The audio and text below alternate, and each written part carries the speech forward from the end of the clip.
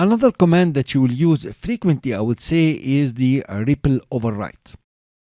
Remember that ripple means adjusting the timeline so there are no gaps if the new clip is shorter, or no other clip is overwritten if the clip is longer. Let's take an example for the ripple overwrite. Let's say you have this clip over here that you want to replace. Instead of having the normal motion, the normal speed if you like, you want to replace it with the slow motion clip over here. So how would you do that? Well, we have seen that already. You can click and drag and drop it on the clip and release.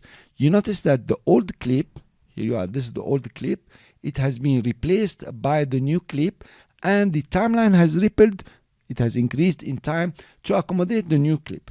That's one way to do it if you like to, or you can select the clip in the media pool or in your monitor and then position the playhead on the clip that you want to replace. Here you are, you don't have even to select it.